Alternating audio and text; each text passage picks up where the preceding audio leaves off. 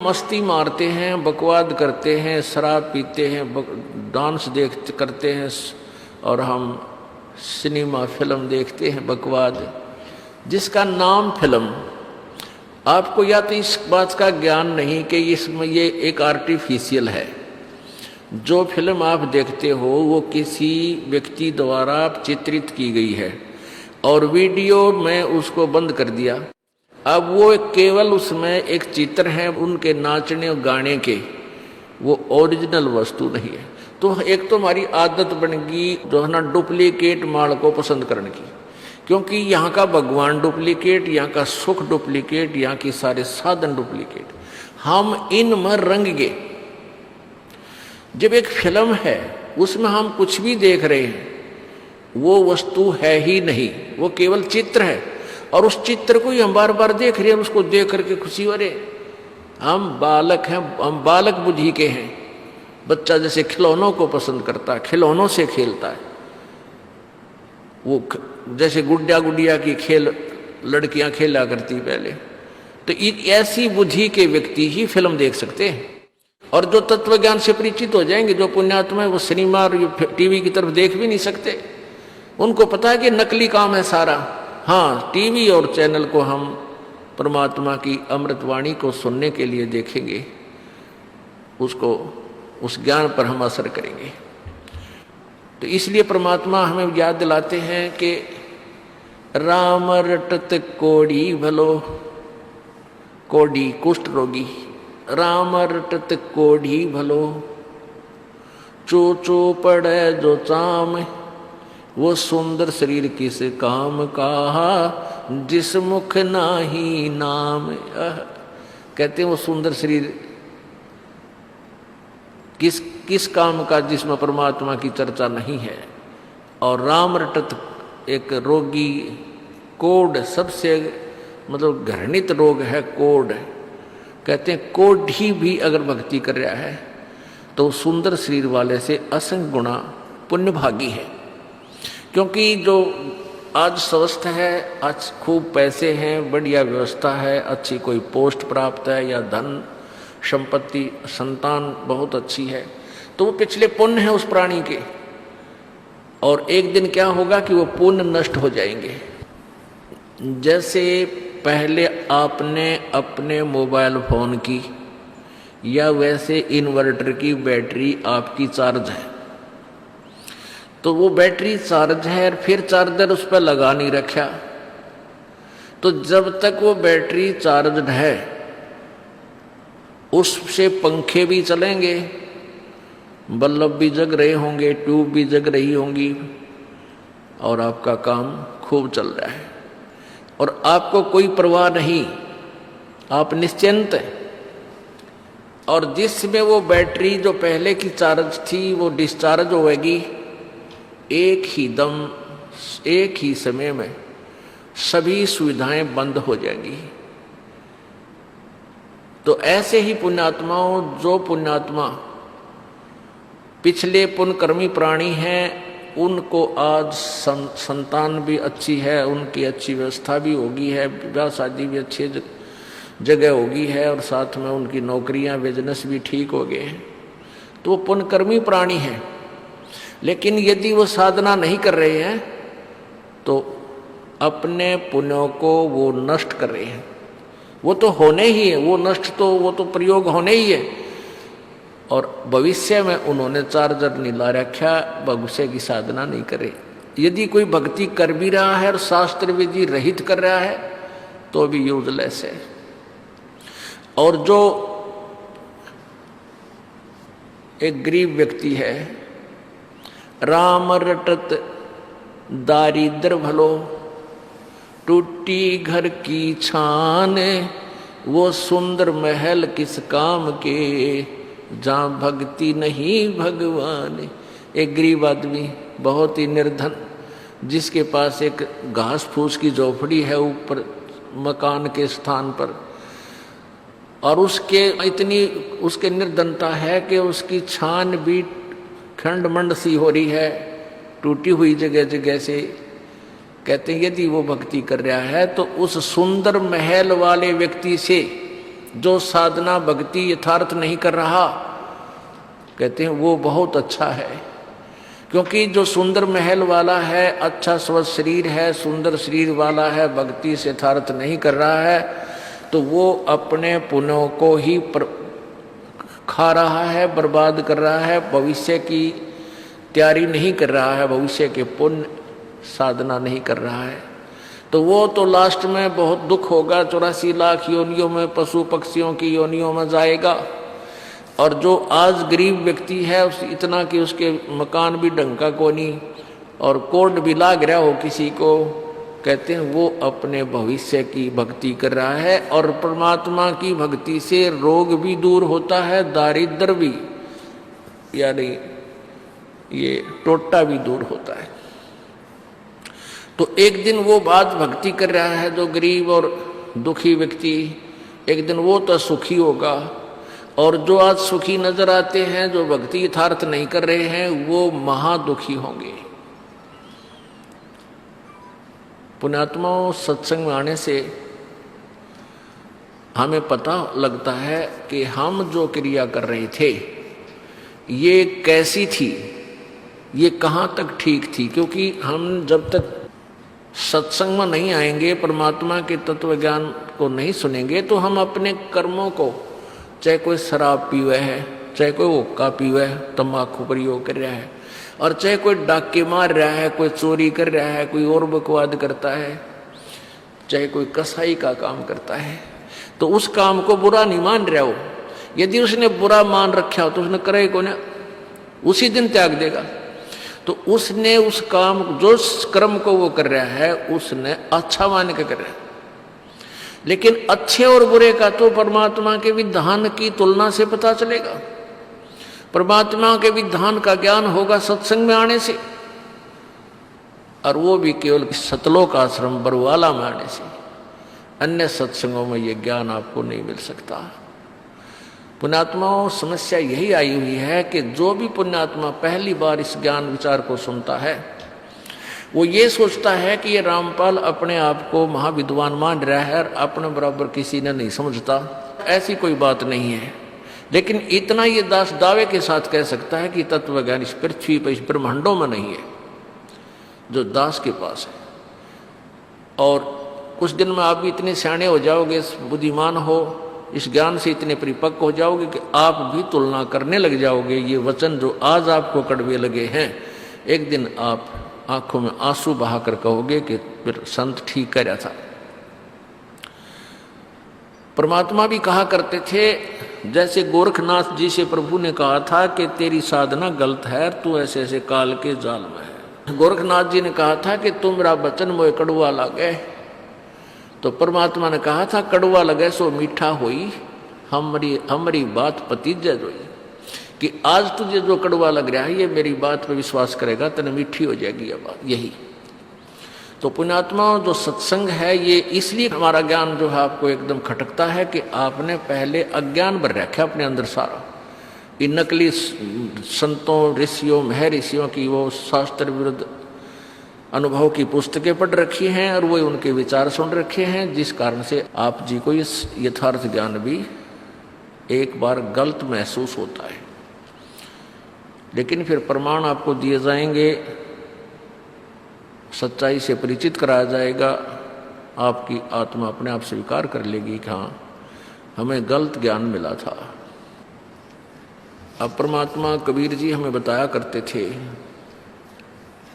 मानुष जन्म दुर्लभ है भाई मिले न बारंबार, जैसे तरवर से पत्ता टूट गिरे वो बहोर न लगता डार। कबीर ये तन जावेगा सके तो ठाहर ला, या सेवा कर संत की कै गोविंद के गुण गा। कि ये शरीर तुम्हारा तो जाएगा एक दिन, ये तो जाना है, आपको भी पता है कि शरीर ना किसी का रहा ना रहेगा। लेकिन हमने ये सोच रखा कि अभी नहीं जाएगा, इसलिए हम, परमात्मा हमें यही बताते थे कि कबीर ये तन जाएगा सके तो ठाहर ला। एक दिन ये शरीर अवश्य जाएगा, लेकिन हम अभी ये सोच रहे हैं कि अभी नहीं जाएगा, क्योंकि जो बच्चा अभी उत्पन्न हुआ है उसको तो चिंता नहीं मान रहा, तो बालक है।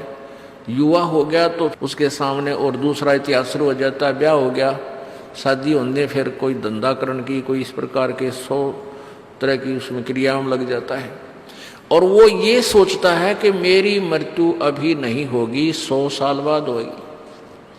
100 वर्ष की तो आयु प्रत्येक व्यक्ति बांधकर जी रहा है, लेकिन वो भूल जाता है जो छोटी आयु में मृत्यु को प्राप्त हो रहे हैं, कोई रोग से, कोई एक्सीडेंट से, किसी अन्य कारणों से, कोई डूब कर मर गया, किसी ने करंट लग गया, कोई और कारण हो गया, तो वो भी व्यक्ति यही सोचकर जी रहे थे कि हम अभी नहीं मरेंगे। जैसे आपने पीछे समाचार सुना था कि मंगोलिया देश का पूरा कैबिनेट, यानी पूरे मंत्री, मुख्य वहाँ का प्रधानमंत्री और सारे उनके सपसलार उसका वहाँ बैठे थे एक विमान में, और किसी दूसरों का शोक व्यक्त करने जा रहे थे जो किसी तूफान में मर गए थे, और एयर क्रैश हो गया, एक्सीडेंट हो गया, जहाज का, एरोप्लेन का एक्सीडेंट हो गया, सारे के सारे मर गए। एक ही सेकंड में सबका जो ना वहाँ आड़चाम भी नहीं पाया। परमात्मा हमें याद दिलाते हैं भक्ति करने के लिए कुछ आंकड़ों को आपने नोट करना पड़ेगा, उनको आधार बनाना पड़ेगा। जैसे एक समय एक भक्त अपने गुरुजी के पास जाता था, और गुरुजी सत्संग में सुनाया करते थे कि मौत विचारी बावड़े तन चाड़ा कर दिया कौन, तन मिट्टी में मिल जाएगा जो आटे में लोन। भक्ति करो भाई परमात्मा तो डर के रहो। तो ऐसे ज्ञान भी सुनाते थे, लेकिन हम परमात्मा के विचारों पर ध्यान 10% ही दे पाते हैं, 90% फिर भी अपनी ही सोच से चलते हैं। तो इसलिए धीरे धीरे कुछ फिर बढ़ जाती है, 20% पर आ जाओगे, कुछ दिनों में फिर 30 पर आ जाओगे, फिर 50% भी आप अमल करने लग जाओगे, तो भी आपका बेड़ा पार हो जाएगा। तो वो व्यक्ति आता था, गुरुदेव से चर्चा करता था, और उसके पास अच्छा पैसे वाला था, साहूकार था, धनी व्यक्ति था। गुरुजी के पास जाता था, 1 दर्जन केले, 2-4 किलो सेब, 2-4 किलो संतरे ये ले जाता था, और कभी कभी दूध भी ले जाता था। और भी श्रद्धालु आते थे, दूध ले आते थे, कोई फल लाता था गुरुजी के वहाँ आश्रम में। लेकिन गुरुजी पतले दुबले से थे, तो वो साहूकार सेठ जो धनी था वो कहता था, गुरुदेव आप फल आहार करा करो, दूध पिया करो। तो गुरुजी कहते थे, भाई मेरा खाया ना जाता, जिसा खाया जाता बेटा ले लेता हूं। तो शिष्य ने पूछा, क्या आपको कोई रोग है? गुरुदेव ने कहा, भाई शारीरिक रोग नहीं। आपको कोई चिंता है? कहाँ भाई मेरे को मानसिक चिंता बनी हुई है, टेंशन रहती है। तो शिष्य ने पूछा उस धनी ने कि क्या टेंशन है महाराज, जिस कारण से आप कुछ खा पी नहीं रहे हो? तो गुरुदेव ने कहा कि बेटा मुझे टेंशन है कि मेरी मृत्यु होएगी। तो शिष्य ने सोचा शायद निकट भविष्य में ही मृत्यु होने वाली होगी। तो कहा कि गुरुदेव आप कब शरीर छोड़ने वाले हो?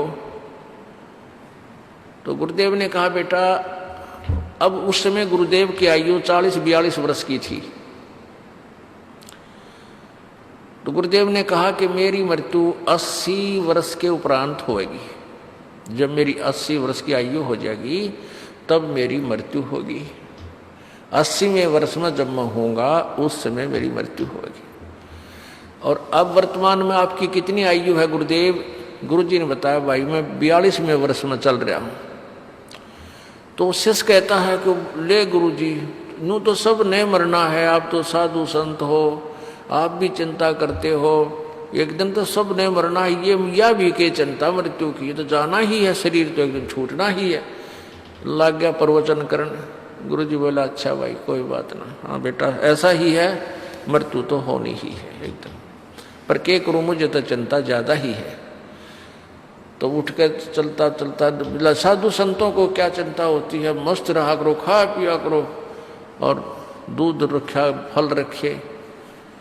वो दो जब भी आवे, जब ये प्रवचन सुनावे।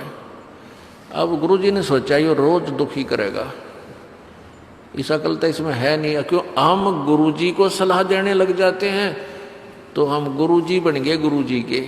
तो ये भक्ति मार्ग में फाउल पॉइंट है, क्योंकि गुरुजी जो बोल रहे हैं उसको बालक नहीं सोच सकते। आप बच्चे हो, बुद्धि कमजोर है आपकी। उस संत का एक राजौसी नगरी का राजा शिष्य था, वो बहुत आदर करता था संत का। तो उस राजा से उस संत ने कहा कि आप उस एक सेठ है आपके यहाँ बाजार में, यो नाम है उसका, उसको आप किसी केस में झूठा केस बना के और सजा सुना दो, लेकिन मारना नहीं है उसको, केवल एक लीला है या मैं कहूँ ऐसे करता रहे।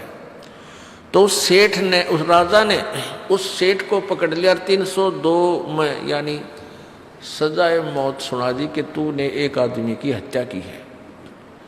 और वो सेठ नट रोवर बेगन करे पर कोई ना सुने, उसको 300 यानी सजाए मौत सुना दी।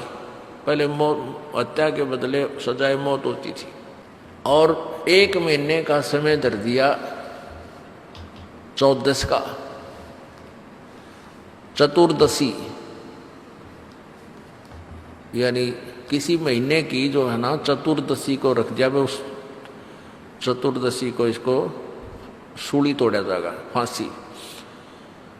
और गुरुजी ने ये कहा था कि जब इसको कहीं बंद करो कोठड़ी में, कैद में इसको रखो, तो इसके पास दूध के पात्र भरे हों, 5-4 किलो दूध रखा रहे, और सेब संतरे काजू किशमिश बहुत संख्या में इसके पास होने चाहिए। तो राजा ने अपने गुरुदेव के आदेश अनुसार जिस कोठड़ी में, जिस कैद में, जिस अलग से कमरे में उसको बंद कर रखा था, उसमें दूध और सेब संतरे नारे नारे अलग अलग टोकरियां में रखे, रोज ताजे बदल दे। जब रह लिए 4 दिन उस 14 के, अबू लाला जी अच्छा मोटा तगड़ा सेठ थी, सूख के कति अस्थि पिंजर हो गया उसका। अब वो गुरुजी गए उस जेल में, वो कोठड़ियाँ बनी हुई थी लाइन में, आगे लोहे के सरिया के वो लगे हुए थे गेट। महाराज जी जा रहे हैं, उस सेठ ने पता लग गया कि तुम गुरुजी गए। आवाज लगाई गुरुजी गुरुजी, हे महाराज जी नमो नारायण, हे महाराज जी राम राम। महाराज जी को पता था बोल लगा, मैंने देखते आवाज लगा होगा, पता लग जाए कौन सी में फिट हो रहा है हमारा भगत। तो उसने गुरुजी ने ऐसे करके देखा, अरे कौन है भाई, कौन है जो मुझे याद कर रहा है, बोल रहा है। कहने जी मैं वो आपका भगत है, फलाना राम है। गुरुजी ने जानते देखा, ने बोला भाई तू तो बहुत कमजोर हो गया बेटा, क्या बात होगी। कहने लगा जी मेरे को झूठे केस में फंसा रखा है, मैं भगवान की कसम खा के कहूँ मैंने कति मानस नहीं मार रखा, और मेरे को 14 को हे भगवान 4 दिन रह गए, मैंने सजा सुनावेंगे।